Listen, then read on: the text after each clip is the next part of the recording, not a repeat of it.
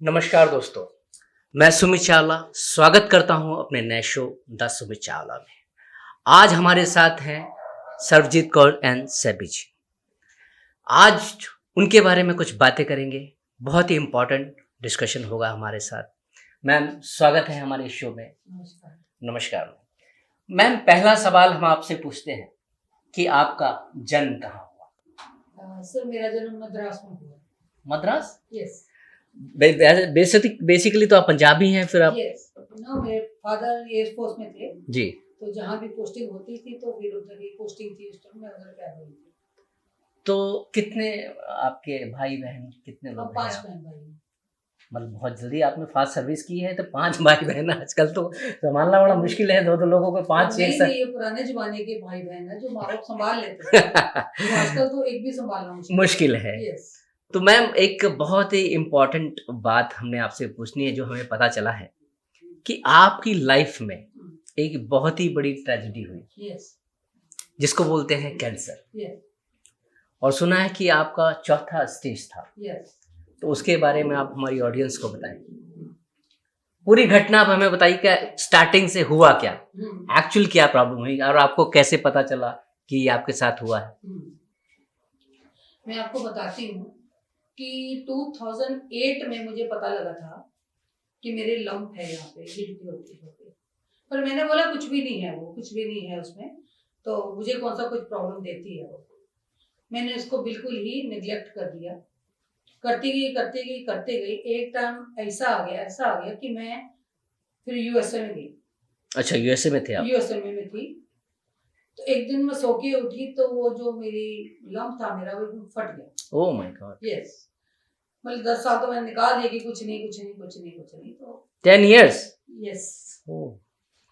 तो मैंने, क्योंकि मुझे कुछ प्रॉब्लम थी ही नहीं ना, थी नहीं, तो वो फट गया। तो मैंने फटाफट, हमारे भैया हैं साथ में, ऑनकोलॉजी के डॉक्टर हैं, तो उन्होंने बुलाया भी, ऐसे ऐसे कुछ हुआ है।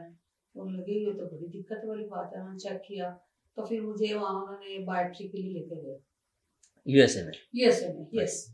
वहाँ पे मेरी बायोप्सी हुई तो वहाँ पता लगा कि स्टेज 4 कैंसर है। Oh my God. यस। तो फिर उन्होंने बोला कि अभी हम पेट स्कैन करेंगे तो उससे पूरा क्लियर हो जाएगा। मगर वो बहुत ज्यादा महंगा था, $5,000 लग रहे थे, इनकी 3.5 लाख रुपए इंडिया का। और उसके बाद इलाज इंडिया का 3.5 लाख? यस। अच्छा। $5,000। तो उसके बाद $4 लाख डॉक्टर्स ने मांगा मेरे 1 साल के इलाज के लिए। ओह माय गॉड, यानी ये तो कि करोड़ों में हो गया। 3.5 करोड़ होने चाहिए। माय गॉड जी। मगर चलो, ये भी मेरे भाई ने सोचा, मेरे फ्रेंड्स ने सोचा, अगर हम पैसे भी इकट्ठे कर लेते हैं तो जो हमारे डॉक्टर थे, मेरे भाई साहब, उन्होंने बोला देखो, सबसे बड़ी बात है ये जो बीमारी है वो फैमिली सपोर्ट से ही ठीक होगी, दवाइयों से कम। जी जी। इसके लिए फैमिली सपोर्ट बहुत जरूरी है। जी। बोला ठीक है, हम आपको एडमिट करते हैं हॉस्पिटल में, मगर यहाँ इतनी बिजी लाइफ है, हम आपको देखने नहीं आ पाएंगे। कोई टाइम नहीं दे पाएगा? नहीं दे पाएगा। आएंगे सैटरडे संडे छुट्टी होगी तो कोई देखने आएगा आपको। तो उसमें क्या होगा कि आप धीरे धीरे डिप्रेशन में चले जाएंगे। तो उस वक्त क्या, मतलब क्या फील हुआ आपको उस वक्त, जब ये सबने कहा कि टाइम नहीं है, नहीं देख पाएंगे, ऐसा तो आपको क्या लगा उस वक्त? ऐसा तो कुछ हुआ नहीं कि मुझे हुआ कि जैसे बाकी बीमारियां सारी, यार ये भी कैंसर है, ऐसा कौन सा हुआ है। अगर इतने अमेरिका में बैठी इतना बड़ा इलाज है, हमारे भारत में इतना इलाज है, हम तो डरने की तो कोई ऐसी जरूरत नहीं है।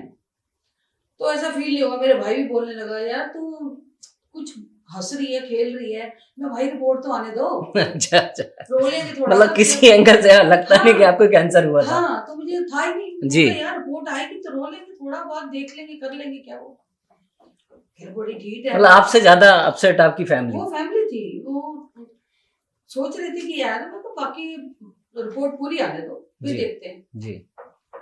तो जब रिपोर्ट आई, उसमें आया कि स्टेज 4 कैंसर है और यहाँ मेरा इलाज नहीं हो सकता क्योंकि मेरी फैमिली टाइम नहीं दे सकती मुझे। तो फिर मेरे फादर से बात की गई यहाँ पे, तो मेरे फादर ने कोई बात सुनी ही नहीं। उन्होंने बस यहीं से मेरी टिकट करवाई और वहीं भेज दी कि मेरे भाई को कि कल इसको वापस भेज दो।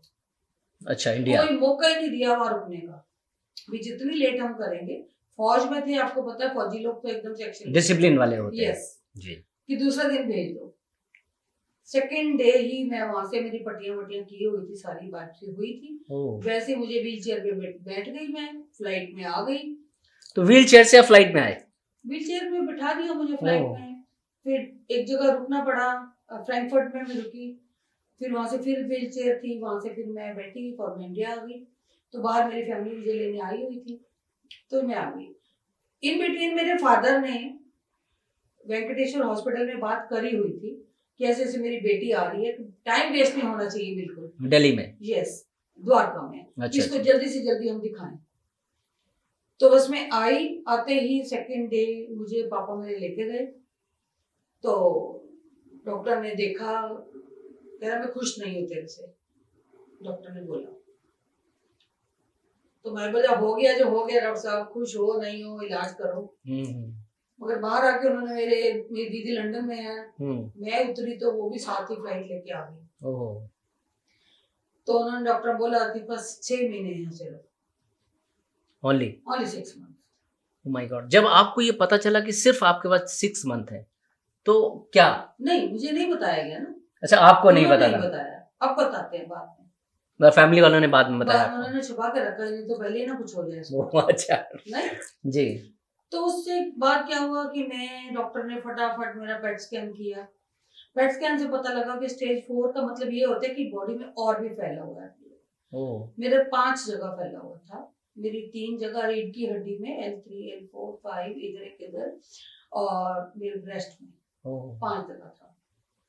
तो फिर मेरा कीमो स्टार्ट हुई। 5 मेरी बड़ी कीमो हुई। पहली ही कीमो के बाद मेरे बाल सारे उतर गए, बहुत लंबे बाल थे। अच्छा, इसमें हेयर वगैरह सब चले जाते हैं? सब चले गए, लंबे लंबे बाल थे। तो मुझे नहीं पता था, सेकंड कीमो जब करने जा रहे थे तो मैंने बोला सिर धो लेती हूँ, हॉस्पिटल में जाना है, 2-3 दिन लगते हैं, सिर धो के जाती हूँ। पर मैंने जब सिर धोया तो बाल सारे आपस में ऐसे जकड़ गए, जैसे वो बाबा नहीं होते। हाँ जी, हाँ जी। ऐसा हो गया, क्योंकि मेरी स्किन बाल छोड़ चुकी थी और ऊपर इकट्ठे हो गए। जब मैं करके घर में आई तो मेरी दीदी ने बोला कि बिठा लिया, और पीछे से ऐसे ऐसे कंघा मार रही थी, बोली पीछे मत देखना, इतना बड़ा ढेर लग गया, लंबे बाल थे, घुंघराले, बड़े बड़े सुंदर बाल थे। तो नीचे ढेर लग गया, अभी पीछे मत देखना बेटा, ऐसे ही तो परेशान हो रही। मैं कहा दीदी मुझे पता है, जाने ही है बाल, तो पीछे देखने से मुझे क्या हो जाएगा, मुझे यहाँ से नहीं पता लग रहा कि मेरे बाल नहीं है, पीछे देखने से क्या, कुछ भी नहीं होगा। तो क्या ठीक है, चलो बाल सारे चल गए। उसके बाद क्या हुआ कि मैंने अपने आप को बिल्कुल पॉजिटिव रखा।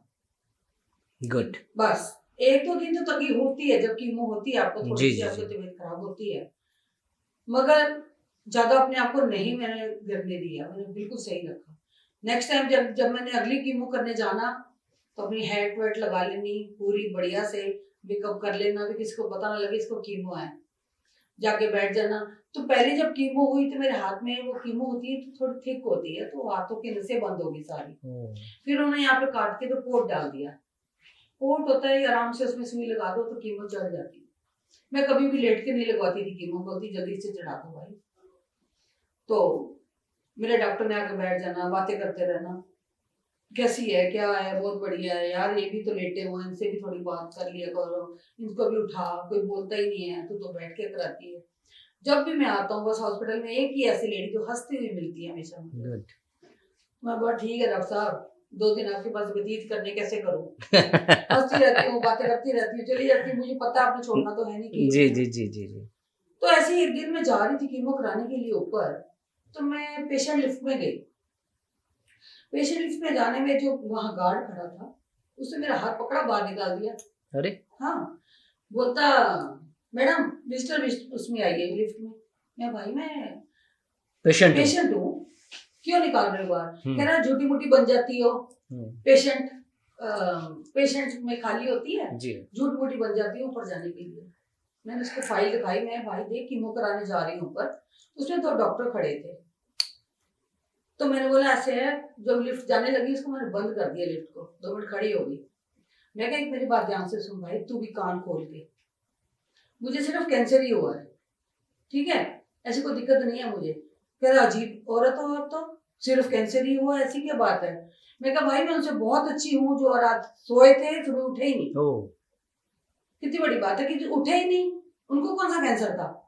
जो सुबह काम से निकलते हैं बेचारे, एक्सीडेंट हो जाता घर आते नहीं है, उनको कौन सा कैंसर था? ठीक है ना, मुझे इतनी उम्मीद तो है कि बीमारी हुई है, इतने बड़े हॉस्पिटल में मेरा इलाज चल रहा है, डिफेंस की, एयरफोर्स की, उसकी मैं बेटी हूँ उनकी, अच्छी तरह मेरी केयर हो रही है, आर हॉस्पिटल में मेरी केयर हो रही है। अगर मेरी जिंदगी लंबी है तो मुझे कुछ भी नहीं होगा। तो कितने साल पहले की बात ये है? 2019 में मेरा स्टार्ट हुआ, 2019 अगस्त में। यस, क्योंकि जैसे हमारी फिल्म इंडस्ट्री में बहुत से, जैसे सुनेली बेंद्रे जी हैं, हाँ जी, मनीषा कोइराला यस, है, यस, युवराज सिंह क्रिकेटर हाँ हैं, जी, बहुत हाँ सारे जी, ऐसे हाँ लोगों को जी, कैंसर हुआ, उन्होंने सरवाइव किया। यस। तो मतलब इसमें सबसे ज्यादा इम्पोर्टेंट है कि आप एक कॉन्फिडेंस आपके अंदर रहे, क्योंकि आम आदमी को जब पता चलता है कि उसको कैंसर है तो आधा तो वैसे ही वो फिनिश हो जाता है कि मैं ठीक ही नहीं होना।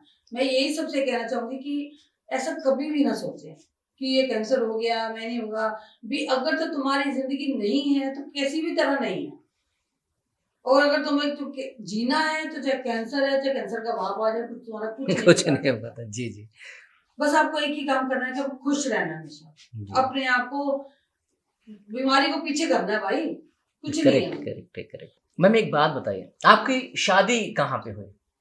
मेरी शादी जी दिल्ली में हुई। अच्छा, दिल्ली में हुई। ओके, तो आपके हस्बैंड?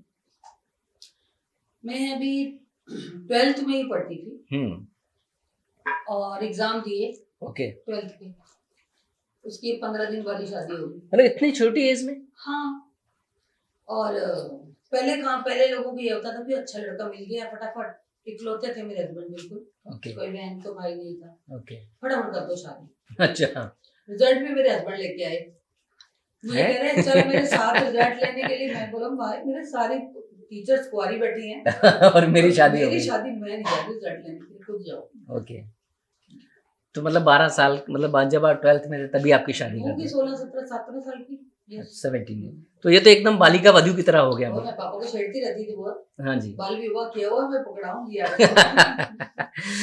तो मैम वापस हम आते हैं उस पे, तो आपके हस्बैंड? मेरे हस्बैंड 2004 में उनकी डेथ हो गई। ओह, 21 साल हो गए। तो बच्चे वगैरह? मेरा एक बेटा है, एक बेटी है। अच्छा, तो दोनों कहाँ? बेटी मेरी लंदन में सिटीजन है। अच्छा, बेटा मेरा पहले ऑस्ट्रेलिया में था जी, अब इधर ही है मेरे पास। अच्छा, इंडिया। यस। ओके, तो मैम जब आपको ये पता चला कि आपको ये सारी प्रॉब्लम है, तो लोगों की सपोर्ट आपको मिली, फैमिली की सपोर्ट आपको मिली?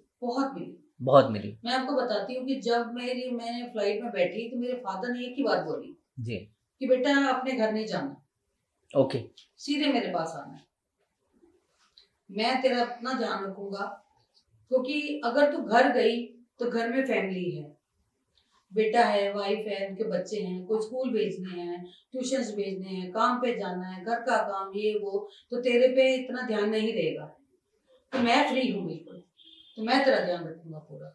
तो मैं सीधी अपने फादर के पास रही और 5 साल मैं वहीं रही उनके पास। अच्छा, उन्होंने मुझे कहीं जाने नहीं दिया।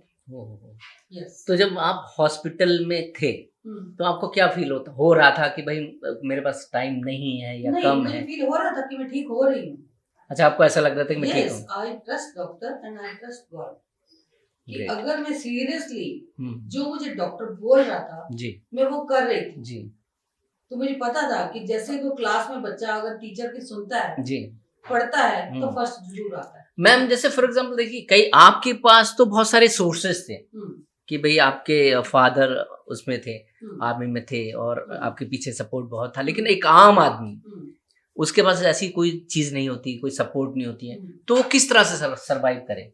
ऐसी बात नहीं है, हमारे गवर्नमेंट ने बड़े बड़े हॉस्पिटल्स हमारे बनाए हुए हैं। नहीं, जैसे गवर्नमेंट ने बना रखे हैं हॉस्पिटल्स, बहुत सारी चीजें हैं, लेकिन उसके बाद भी कई बार नंबर नहीं आता, बहुत सारी ऐसी, तो ऐसा वो लोग क्या करें जिससे कुछ प्रॉब्लम उनकी सॉल्व हो सके? हमारी जनता मतलब ये जानना चाहती है कि आपने तो चलो ठीक है, आपके पीछे सपोर्ट था, घर था, फैमिली थे, लोग थे, बहुत सारा पॉजिटिविटी रही, लेकिन कई जगह ऐसा होता है कि जैसे विलेज में है, छोटे गांव में है, या ऐसी ऐसी दिक्कतें हैं जहाँ उनको पता भी नहीं होता कि उनकी कैंसर है या इस तरह की कोई प्रॉब्लम है, क्योंकि बड़ा आदमी तो इलाज कराता है, हॉस्पिटल्स अच्छे उनको मिल जाते हैं, लेकिन एक आम आदमी, जी। एक मिडिल क्लास हम्म। जो विलेज में है या अच्छे कोई डॉक्टर नहीं है, उनको क्या ऐसा करना चाहिए जिससे उनको एक रास्ता या वे मिल जाए कि हाँ स्टार्टिंग वो कहाँ से करें, देखो स्टार्टिंग क्योंकि आज आपको पूरा हिंदुस्तान देख रहा है। हाँ, स्टार्टिंग तो यही है कि इसकी मेडिसिन तो आपको लेनी ही पड़ेगी। जी। सबसे बड़ी बात की आप अपने मन में बिठाएं नहीं कि मुझे कैंसर है, मतलब पॉजिटिविटी रखनी चाहिए। पॉजिटिव रखें, हमेशा पॉजिटिव रहें कि नहीं। और एक बात और है, मैं यही बात करूंगी, जिसको भी ऐसी प्रॉब्लम है या जिसको नहीं भी है, 16 आवर्स की वो फास्टिंग रखें। अच्छा। जरूर 6 बजे के बाद कुछ ना खाएं और सुबह 9 बजे से पहले कुछ ना खाएं। उससे क्या इससे क्या होता है? उसमें क्या होगा, एक तो हमारी जो बॉडी का, ये हमारा ट्यूमर क्या है, ये कुछ नहीं है, ये हमारी बॉडी में जो जगह जगह फैट इकट्ठा हुआ है जी। अगर आप उसको कह रहे हैं तोड़ के काट के देखेंगे उस गिल्टी को, तो वो सारे बॉडी के मिनरल जो होते हैं वो ही इकट्ठे हुए होते हैं, वो ही गांठ बन जाती है। तो जब हम बॉडी को खाना पीना नहीं देंगे तो धीरे धीरे बॉडी क्या करेगी कि आपको फैट खाना शुरू कर देगी। खाना तो उसको चाहिए रात को, अगर आप खाना नहीं देंगे तो आपकी बॉडी ही आपका फैट खाना शुरू कर देगी। ओके। तो मैंने बहुत ऐसे लोगों को देखा है जिन्होंने 24 घंटे का फास्ट भी किया है और उनकी जो गांठ वगैरह कहीं भी थी बॉडी के अंदर, वो खुद ही खुद खत्म हो गई। और सबसे बड़ी बात यह है, ज्यादा से ज्यादा गर्म पानी में बैठे।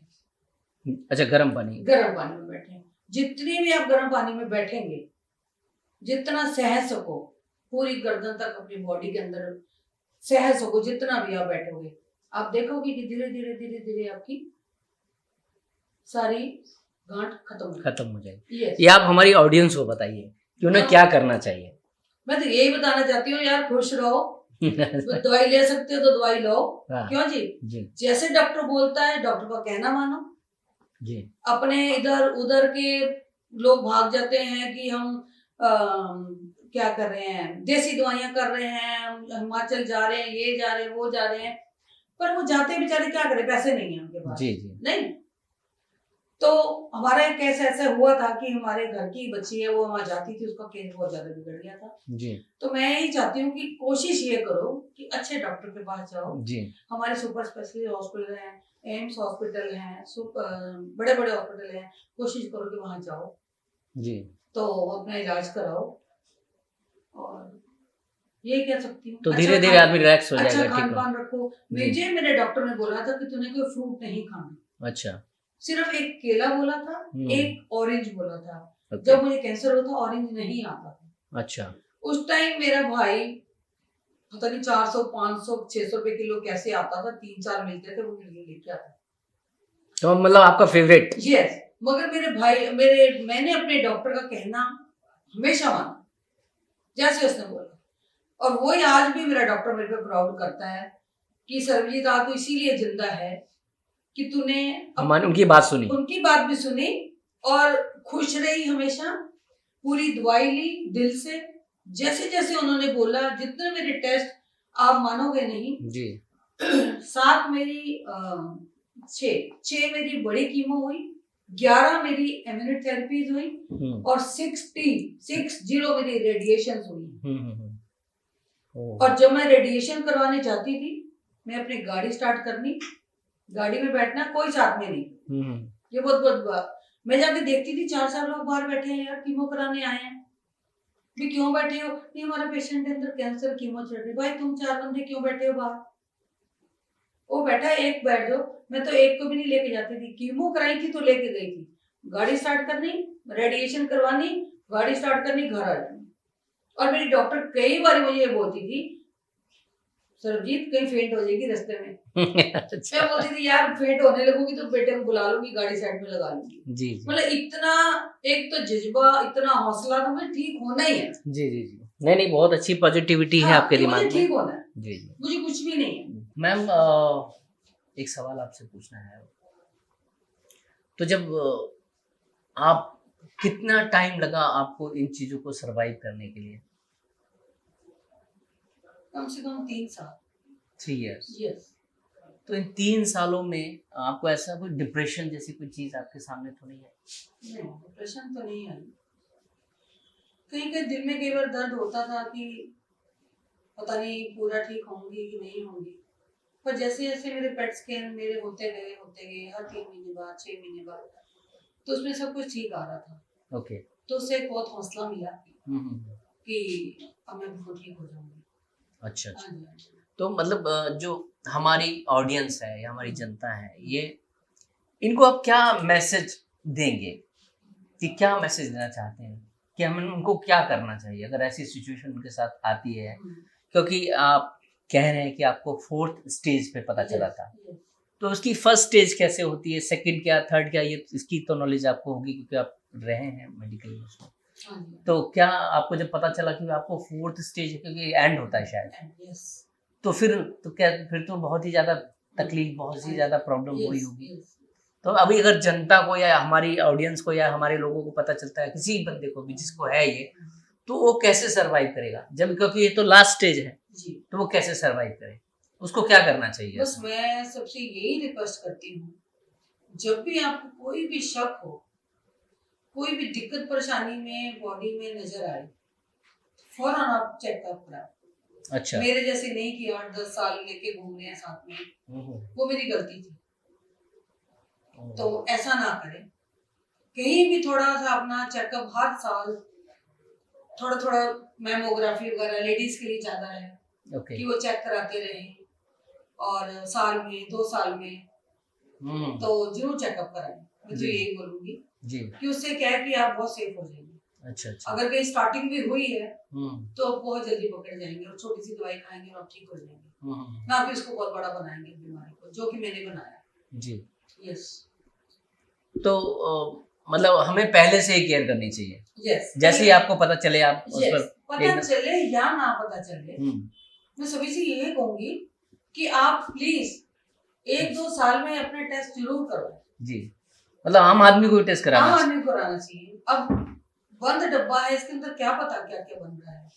कैंसर एक ऐसी चीज है जो साइलेंट किलर है, अंदर अंदर अंदर ही खत्म करता है इंसान को। और मैं ये जरूर बोलूंगी कि एक जगह टेस्ट करा के उसका सेकंड ओपिनियन जरूर ले, डॉक्टर से लेना चाहिए। यस। ये नहीं कि क्या पता एक टेस्ट किसी से गलत हो गया है तो आप उसको इतना बड़ा बना के बैठ जाएं, उसी को मान लें कि ये हो गया जी। तो सेकंड ओपिनियन जरूर ले। ओके।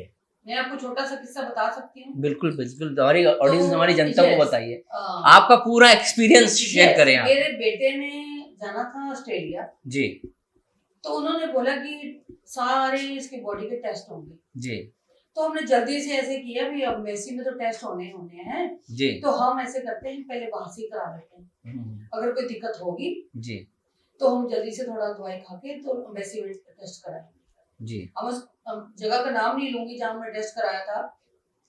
तो जब मैं शाम को रिपोर्ट लेने गई, मेरा बेटा था 27 साल का जवान बच्चा, तो मुझे वो कहने लगी पेशेंट किधर है, पेशेंट किधर है। अच्छा। फिर कौन पेशेंट, दिमाग खराब है तुम्हारा? अच्छा वाला मेरा बच्चा है, हम तो वैसे जाने के लिए टेस्ट कराए हैं जी। नहीं अंदर मिल लीजिए, पेशेंट की तो दोनों किडनियां खराब है। अरे ओह माय गॉड, एक बार तो दिल धक से रह गया भी ये क्या हुआ। मैं अंदर गई मैम के पास, कह रही हाँ जी मैडम पेशेंट आपका किधर है। मैं कहा मैडम एक बार तो मेरे बच्चे को पेशेंट मत बोलो जी, कुछ भी नहीं है उसको जी जी, आपने क्या टेस्ट किया मुझे नहीं पता, उसको कोई बीमारी नहीं है, वो तो बाहर जा रहा है तो हमने टेस्ट कराए जी। वो कह रही जी यही रिपोर्ट। अब रिपोर्ट लेके मैं जब घर आई तो हमारा फैमिली डॉक्टर है जयपुर में, डॉक्टर चैन जी, मैंने उनको रिपोर्ट भेजी जी। डॉक्टर साहब एक दिक्कत आ गई है, बच्चे के टेस्ट कराए थे तो ये चक्कर पड़ा है। अब जो डॉक्टर रिपोर्ट देखेगा वो तो बोलेगा ना, कह रहा बेटा दिक्कत तो है, अब वो तो पढ़ रहा है ना रिपोर्ट बेचारा, कह रहा दिक्कत तो है। पर मैं कहा डॉक्टर साहब मेरा मन नहीं मान रहा, कुछ है ही नहीं मेरे बच्चे को जी। कह रहा फिर क्या करना है। मैं कहा मैं दोबारा टेस्ट कराऊंगी। फिर जाके मैं लाल पैच पे जाके दोबारा टेस्ट कराया, पूरा नॉर्मल मेरा बेटा, कोई भी उसको कुछ भी नहीं था मेरे बेटे को। तो एक दूसरे जहाँ पे हमने टेस्ट कराया लेबोरेटरी में, उन्होंने तो उसकी किडनी आई। अगर मेरा दिमाग से काम ना लेती मैं तो सीधी गंगाराम ले चलो जी, जाके लिटा लेते, 24 घंटे 48 घंटे के लिए उन्होंने टीके लगा के डाल देना था, किडनी ये नहीं भी होनी थी तो हो जानी थी। हर तरफ क्राइम है मतलब। यस। मतलब डॉक्टर अपने पैसे के चक्कर में हाँ किसी जी, को कुछ भी देखो बोल देते हैं। कुछ भी नहीं था मेरे बेटे को, बिल्कुल ठीक था। तो मतलब आप ये बात जनता को जरूर बताइए कि हाँ जी। उनको एक बार नहीं 2 बार 3 बार Yes, टेस्ट कराने चाहिए। बिल्कुल करानी चाहिए, सेकंड ओपिनियन प्लीज जरूर ले। जी। हाँ। तो मतलब ये है कि मतलब अब जैसे कई बार क्या होता है आम जनता जो आम लोग हैं, मिडिल क्लास लोग हैं, वो जो डॉक्टर बोल देता है उसी को मान लेते हैं। तो ऐसे में क्या करें वो लोग?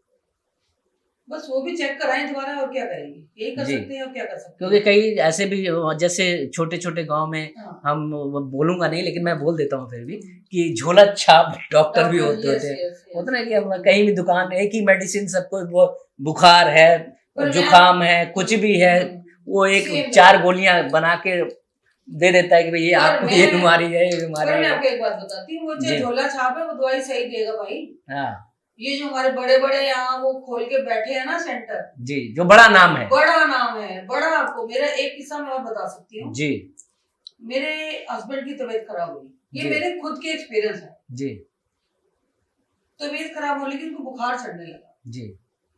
तो हमने उनके सारे टेस्ट करा लिए, डेंगू कराया, मलेरिया कराया, ठंड लग लग के बुखार, ही ओनली 43 44।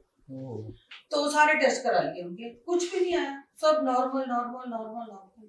और फिर भी उनका बुखार नहीं कम हो रहा, 105 106 बुखार हो रहा। तो एक डॉक्टर था, छोटा सा नर्सिंग होम था, बड़ों वाले को कुछ नहीं बताया। उसने बोला ऐसे करो, ऐसे करते हैं, हम इनका अल्ट्रासाउंड कर लेते हैं, जी कहीं तो बॉडी में इन्फेक्शन है जी। कि जो बुखार हो रहा है। हम्म। अगर इन्फेक्शन बॉडी में नहीं है तो बुखार नहीं होता। जी जी। थोड़ा सा गला खराब होता बुखार हो जाता, पेट में इन्फेक्शन है बुखार हो जाएगा। उसने बोला कहीं तो इन्फेक्शन है। मैं क्या, हाँ जी। उन्होंने अल्ट्रासाउंड वाला बंदा बुलाया, अल्ट्रासाउंड करवाया। उसने बंदे ने क्या किया, ऐसे रख दिया माउस। मैंने सब क्या हुआ? अच्छा। कह रहा है ही नहीं कुछ अंदर। अरे यस, पूरे उनके पेट में स्प्लीन होती है जहाँ पे, उन्होंने बोला कि सारे पस पड़ी हुई। Oh my God. तो हमने उससे पहले उनका ये भी चेक कराया था, जो अपना ये टेस्ट है इन्फेक्शन का, उसमें सिर्फ उन्होंने जितना नॉर्मल बताया ठीक है। तो जब उन्होंने बोला कि कम से कम इसमें एक बड़ी पेप्सी की बोतल भर के निकालेंगे ना तो वो भी कम है। Oh my God. जो इन्फेक्शन उन्होंने 150-200 वाला निकाला ना, इसकी लाखों में फिगर आनी चाहिए थी, इतना बुरा हाल है। अब बताओ क्या करोगे? ये तो हमारे बड़े बड़े जो खोल के बैठे हैं, ये उनके रिजल्ट है। अगर हमें पहले पता लग जाता कि वो ठीक है, थोड़ा इन्फेक्शन है, हम उनको मेडिसिन कराते, दवाइयां देते, वो ठीक हो जाते हैं। और धीरे धीरे बढ़ता है, उन्होंने बोला लोकल है, वो ठीक है, कुछ भी नहीं है। मतलब कहने का मतलब ये मेरे घर के 2 एक्सपीरियंस है। मतलब कुछ भी मिला के कह सकते हैं क्राइम हर जगह है। यस, इंडिया हो कहीं भी हो, क्राइम हर जगह है। बिल्कुल है, बिल्कुल है। तो मतलब जो बड़े बड़े उसके हॉस्पिटल्स बाद हैं, डॉक्टर डॉक्टर से हैं। बोला कि इनका तो ऑपरेशन होगा, और हम ले गए सफदरजंग हॉस्पिटल में। सफदरजंग भी क्या लेके गए, उन्होंने पहले ले गए मेडिकल में। इतना पैसा ही नहीं होता था, यही हॉस्पिटल में जाते थे पहले, बहुत पहले की बात बता रही हूँ भाई साहब। जी जी। तो उन्होंने बोला ठीक है जी, हम ऑपरेशन करते हैं, 10 बोतलें ब्लड की दे दो। जी जी। 10 बोतलें ब्लड की, बच्चे बुलाए सारे, फटाफट दे दी। अब जब रात को ऑपरेशन का टाइम आया तो मुझे रात को बोलने लगे 12 बजे, नहीं नहीं यहाँ तो जगह नहीं है, तो इनको आप सफदरजंग लेके जाइए। अरे मैं क्या, सुबह से आप तैयारी कर रहे हैं, 10 बोतलें हमने ब्लड की यहाँ पे दे दी हैं, मेरी सारी फैमिली बैठी है बाहर ऑपरेशन के लिए। कह रहे नहीं जी, कह रहे आप नहीं लेके जाएंगे, हम स्ट्रेचर पे उनको बाहर खड़े वहां पे डाल देंगे, अरे लेके जाइए। अब मैं क्या करती, मैंने उनको बोला चलो लेके चलो। सफदरजंग उनको रात को 12-1 बजे के बीच उन्होंने मेरे हस्बैंड को शिफ्ट किया, 12-12:30। और इतनी गंदी तरह वो चला रहा था गाड़ी, इतनी गंदी तरह गाड़ी चला रहा था जो वैन वाला था। मेरे हस्बैंड पीछे से बोले, कह रहे हम पता नहीं वहां पहुंचेंगे नहीं पहुंचेंगे, सारा पहले मार देगा हमें। पता नहीं उसने ड्रिंक की हुई थी रात के टाइम, क्या था क्या नहीं। वहां कुछ आया तो वहां जाके ना, मैं जाके डॉक्टर से बहुत रोने लगी। वो बड़े अच्छे डॉक्टर, पहले हम सच RML में गए थे, उन्होंने नहीं रखा, फिर हम एम्स में गए थे, उन्होंने नहीं रखा, फिर हम सफदरजंग गए, वहाँ एक बड़े अच्छे डॉक्टर बैठे थे। मैं डॉक्टर साहब पहले ही बता दो आपने रखना है कि नहीं रखना है इनको। तो हम नहीं तो पहले ले जाएं, बोलता हूँ पीठ पे हाथ रखी, बेटे हम देखते हैं, रुको। चेक किया, कह रहे तो ऑपरेशन फौरन करना पड़ेगा। ठीक है, 2 दिन बाद ऑपरेशन कर देंगे, परसों का टाइम मिल गया, ऑपरेशन कराएंगे। अब अंदर ले गए ऑपरेशन कर। मेरे हस्बैंड बिल्कुल ठीक थे, खुद चल के गए, खुद कपड़े उतारे, अपने जेब से पैसे निकाल के पर्स दिया मुझे, उन्हें सब कुछ है, चल के गए हैं, कोई बेड पे रिटर्न नहीं थे, हाथ पैर नहीं चलते थे, कुछ भी बिल्कुल ठीक थे। ऑपरेशन अंदर करने गए हैं, बुखार ही चढ़ा था। तो जब ऑपरेशन किया तो कह रहे जी इनको होश आएगा अभी 24 घंटे लगेंगे, वेंटिलेटर पे हैं। वेंटिलेटर पे हैं तो हम बैठे रहे, तो रात को 3 बजे उन्होंने डिक्लेयर कर दिया कि इनकी बॉडी काम नहीं कर रही, फेल हो गई है पूरी, काम नहीं कर रही, और she is no more. Yes, my God. तो मतलब कई बार डॉक्टरों का भी ये रवैया रहता है, और वहां भी मुझे थोड़ी शिकायत है कि जो बच्चे चेक कर ये सीखने आते हैं, मुझे लगता है कि उन्हीं को पेशेंट दे दिए जाते हैं कि आप करें। क्यों?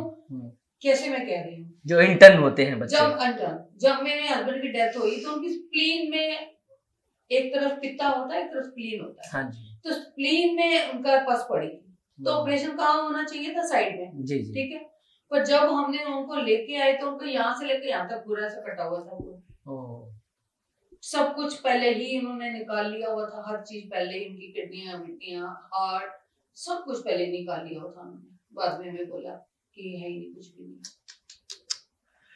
तो क्या करोगे? तो इस बारे में आपने कुछ कहा? फिर कुछ क्या करना था, घर में इतनी बड़ी आफत आ गई, बस रोते ही रह गए, और क्या करते। इस बारे में आप सरकार को कुछ कहना चाहेंगे? हमारे इंडिया की सरकार को कुछ कहना चाहेंगे इस बारे में? मैं बस यही कहना चाहती हूँ कि हर इंसान की जो लाइफ है बहुत इंपॉर्टेंट है। बिल्कुल करेक्ट। अब बाहर के देशों में जाओ, एक डॉग है ना, या कोई घर में हम एक्वेरियम रखते हैं, मछलियां भी नहीं देते आपके, वो पहले आपको पानी टेस्ट करते हैं घर का कि एक्वेरियम का पानी कैसा है जी, तब मछलियां देते हैं लंदन में कि घर लेके जाओ कि मर ना जाए जाती। इतना उनका वो है, सिक्योरिटी रखते हैं। यस, डॉग्स की इतनी सिक्योरिटी है कि पूछो नहीं। यहाँ तो इंसानों की है ही नहीं बिल्कुल, मतलब वहाँ केयरिंग बहुत ज्यादा है, हर चीज के लिए केयर कहना चाहती हूँ सरकार को कि हर इंसान एक ही बार जन्म लेता है, उसकी लाइफ इतनी इम्पोर्टेंट है कि आप प्लीज अगर उसको कोई दिक्कत आती है तो उसको ध्यान से देखें, ऐसे ना उसकी हालत खराब करें, चाहे वो अमीर है चाहे वो गरीब है बेचारा। तो जैसे हमारे एक शंटी जी भैया हैं, उन्होंने एक बोला अंदर डेड बॉडी पड़ी है, 10-10 लाख बिल बना हुआ है, डेड बॉडी नहीं दे रहे हैं, पहले पैसे देके जाओ भाई, डेड बॉडी लेके जाओ। जब है ही कुछ नहीं बेचारे में, दे दो यार, तुम क्या बिल मांग रहे हो। इतना तो मैं कहना ही चाहूंगी कि जो अंदर डेथ होगी उसको तो छोड़ दो। सही बात है, जो बंदा ठीक हो जा रहा है उससे पैसे ले लो। ये 1-2 चीजें ऐसी होनी चाहिए जो पास होनी चाहिए, जिसकी अंदर डेथ हो गई है बंदे की, घर वाले तो वैसे ही खत्म हो गए, जी जी, उसकी फैमिली तो वैसे ही बिल्कुल जीरो हो गई, उसकी वाइफ, उसके बच्चे, वो तो वैसे ही जीरो हो गए, ऊपर से हॉस्पिटल का बिल, रिश्तेदारों से कर्जे लेंगे, क्या करेंगे। तो इस बारे में आप सरकार को कुछ कहना चाहेंगे? मैं यही कहना चाहूंगी, हमारे माननीय प्रधानमंत्री मोदी जी से दो बातें कहें इस बारे में। जरूर, मोदी जी से मैं यही कहना चाहूंगी, आप बहुत अच्छा कर रहे हैं जी, हमारे देश के लिए हर जगह आप बहुत अच्छा कर रहे हैं जी, हमारी सिक्योरिटी का ध्यान रख रहे हैं, हमारे हर चीज का ध्यान रख रहे हैं जी। मैं बस यही बोलूंगी कि थोड़ा सा इधर भी ध्यान दें, हमारी जो बीमार लोग हैं, जो इलाज नहीं कर पाते बेचारे, और उनकी तरफ ध्यान दें, उनसे ना पैसा ज्यादा लिया जाए। जो हर बड़े हॉस्पिटल में मैंने देखा है कि जनरल वार्ड होती है जी, मगर वहां पे ज्यादा नहीं पूछा जाता, वो भी कोई सिफारिश होगी तो उनको ले लिया जाता है, नहीं तो नहीं लिया जाता। तो ऐसा ना किया जाए, सबको बराबर का समझना चाहिए जी जी, कि जान सबकी एक बराबर है, किसी की भी कम बढ़ती कुछ ऐसा है ही नहीं जी जी। और यहाँ के डॉक्टर्स को यही कहना चाहूंगी, क्योंकि बड़े बड़े हॉस्पिटल है, लाखों का बिल है, यही बोलना चाहूंगी कि जो बंदे को बीमारी है डॉक्टर साहब प्लीज उसी का इलाज करें, बाकी 10 बीमारियां और ना लगाएं। जब हम हॉस्पिटल जाते हैं तो पता लगता है ये भी है, टेस्ट करो, बंदा तो पहले टेस्ट में ही आधा हो जाता है। कुछ दिन पहले एक इसी तरह का मैटर था, कि बंदे की डेथ हो चुकी थी 24 घंटे हाँ पहले, जी हाँ जी हाँ जी और उसके बाद भी बोल रहे थे कि हम लोग ऑपरेशन कर रहे हैं, वेंटिलेटर पे यस हैं, मैंने भी सुना और उनका कुछ 6 लाख रुपए का बिल था। बिल था। तो ये बहुत गलत होता है हाँ जी यहाँ होता पे है, हमारे, बिल्कुल होता है। और ये सारे बड़े हॉस्पिटल्स ये बड़े काम हॉस्पिटल यस करते हाँ हैं। हाँ जी। तो एक तरह का ये भी एक क्राइम है क्राइम है, जी। बहुत बड़ा क्राइम है। तो ऐसे मैं भी आप लोगों से रिक्वेस्ट करना चाहूँगा, हमारे दिल्ली के जितने बड़े हॉस्पिटल्स हैं, जितने बड़े डॉक्टर्स हैं, रिक्वेस्ट है हमारी कि आम जनता के लिए भी आप कुछ सोचें बिल्कुल और कुछ ऐसा ना करें कि उनको तकलीफ हो, उनकी परेशानी और बढ़े, क्योंकि डॉक्टर परेशानी दूर करने के लिए डॉक्टर को भगवान माना जाता है। Yes. Thank you. तो मैम एक और एक सवाल, अब तो आप दिल्ली में कहाँ रहते हैं? दिल्ली में हम रहते हैं हरिनगर। हरिनगर। यस तो ये तो शायद तिलक, जनकपुरी के पास। अच्छा जनकपुरी के पास में। तो कितने साल हो गए आपको यहाँ दिल्ली में? दिल्ली में दिल्ली में तो मैं होंगी कोई 5 साल की, तभी आ गई थी। अच्छा, लेकिन आपका बर्थ प्लेस कहाँ है एग्जैक्टली? मद्रास। मद्रास? मतलब पंजाब से होके फिर आप मद्रास, समझ नहीं आया। नहीं पापा एयरफोर्स में थे ना, जी। तो 2 साल बाद पापा की पोस्टिंग हो जाती थी। अच्छा। तो जहाँ पोस्टिंग वहाँ एक बच्चा। मेरा भाई एक बेंगलोर का है, दीदी मेरी सिकंदराबाद की है, अरे छोटी बहन कानपुर की है, मैं मद्रास की हूँ। अच्छा अच्छा। ऐसा मॉडल है हमारे पास। मतलब हर स्टेट में जहाँ जहाँ पापा गए वहाँ वहाँ एक बच्चा हो गया। हो गया। Oh my God. तो फिर उसके बाद पापा आ गए जो अपने नौकरी छोड़ के। हाँ। तो फिर हम यहीं गए थे। अच्छा अच्छा अच्छा। तो बाकी आपके जो सिस्टर या ब्रदर है वो कहाँ वो बड़ा भाई मेरा अमेरिका में है जी, दीदी मेरी लंदन में है, बेटी मेरी लंदन में है जी एक सिस्टर यहाँ पे है, भाई भी है छोटा। जी जी जी। अच्छा अच्छा अच्छा। तो मतलब घूमते फिरते रहते हैं आप? घूमती रहती हूँ, वो अब घूमती हूँ ज्यादा, क्योंकि जब से कैंसर में बिल्कुल ठीक हुई हूँ ना, तो ये बोनस की लाइफ है। आप उसको, इस लाइफ को एंजॉय कर रहे हैं? बिल्कुल, मैं चाहती हूँ कि मैं एक इसका पल एंजॉय करूँ। बहुत अच्छी बात है। घूमती रहूँ बस, मैं टिकती ही नहीं हूँ कहीं भी, घूमती रहती हूँ, कभी किधर कभी किधर, बस सारा दिन अपना बिजी रखती हूँ अपने आप को। जी वेरी गुड। तो सुना है कि आप लाइक वो भी राजनीति में भी काम करती हैं और समाज सेवा में भी हैं। हाँ, ऐसे है कि राजनीति में नहीं करती काम जी, मैं सब पार्टियों के साथ जुड़ी हूँ। जी जो मुझे सही काम करता लगता है मैं उसके साथ काम खड़ी हो जाती हूँ। जी।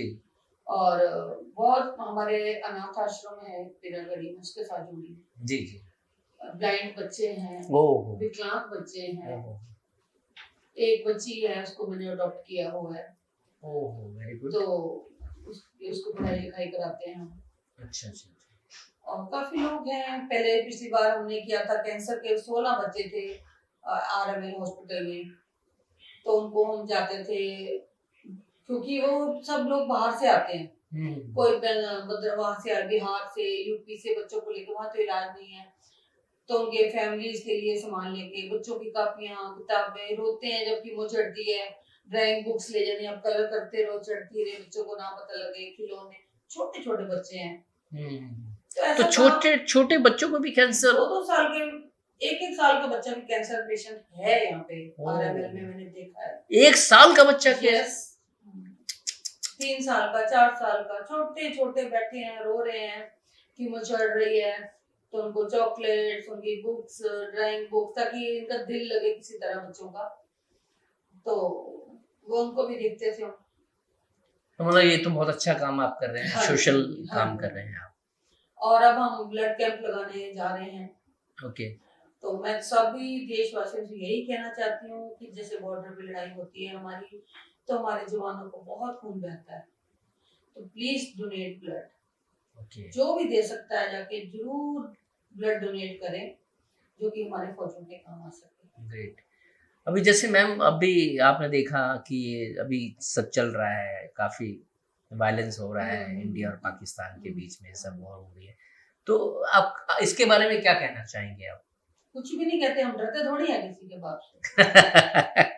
मारेंगे जाके 4 गोले और खत्म, और क्या। हमने तो बस अभी खात्मा हो ही जाना था, और रहते 4 दिन तो पहले ही बंद हो गया। जी जी जी। हाँ, तो मतलब आप भी एकदम शेरों की तरह बात कर रही बिल्कुल, फौजी की बेटी हो भाई, जी। ऐसे मार खा के थोड़ी आने वाले हैं वापस। जी। हाँ जी, हाँ जी। मतलब फौज में रहे हैं तो आपका बिल्कुल। ब्लड भी वैसा एकदम। खून वही है जी, फौजी की बेटी हूँ तो उससे क्या खून है मेरे में। जी जी जी जी। हाँ जी, हाँ जी। तो आप उन फौजियों के लिए कोई मैसेज देना चाहेंगे जो कि देखिए आज हमारे फौजी भाई जितने भी बहन भाई हैं वो देश के लिए वहां सरहद पर जाके लड़ते हैं, उनका परिवार, उनकी फैमिली, उनके बच्चे वेट करते हैं, इंतजार करते हैं, Yes. लेकिन वो देश के लिए काम कर, काम देश के लिए हम्म। शहीद हो जाते हैं। तो पहली बात तो हमको सल्यूट मारते हैं, बिल्कुल, हमें बिल्कुल प्राउड सही है बात। कि हम हिंदुस्तानी हैं और बिल्कुल। हमें बड़ा फक्र है। बिल्कुल। हम थैंक यू बोलना चाहते हैं मोदी जी का, योगी जी का और अमित शाह जी का, राजनाथ जी का, जो कि हमारे देश को बहुत आगे लेके जा रहे हैं। और इसी तरह उम्मीद करते हैं कि ये इसी तरह सिलसिला चलता रहे और हमें बहुत अच्छे प्राइम मिनिस्टर मिले हैं Yes. कि वो एकजुट लोगों को कर रहे हैं। Correct. जी जी। तो आप फौजियों के बारे में क्या कहना चाहेंगे, हमारे देश की आर्मी के बारे में क्या कहना चाहेंगे? हमारी आर्मी बहुत बढ़िया है, हमारी आर्मी किसी से नहीं डरती है।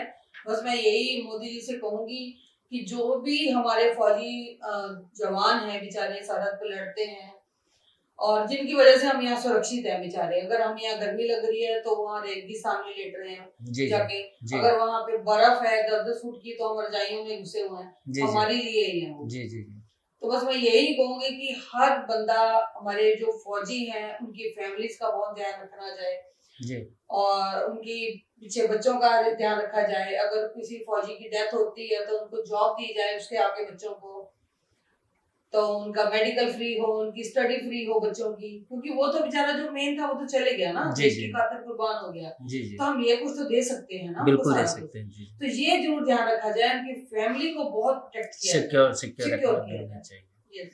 जी जी जी। नहीं, थैंक यू सो मच, आपने बड़ा समय दिया है और आप एक ऐसे परिवार से बिलोंग करते हैं जो कि आर्मी बैकग्राउंड से है। और thank you so much ma'am, आपको इस शो में आने के लिए बहुत बहुत धन्यवाद, जो आपने अपना कीमती वक्त हमें दिया है। तो ये थे हमारे साथ सरबजीत कौर एंड सैबी जी। तो बहुत बहुत धन्यवाद दोस्तों, देखते रहिए और प्लीज़ लाइक करें, शेयर करें और सब्सक्राइब करें ताकि आप इनको उस एपिसोड में देख सकें। Thank Thank you, you. नमस्कार। नमस्कार।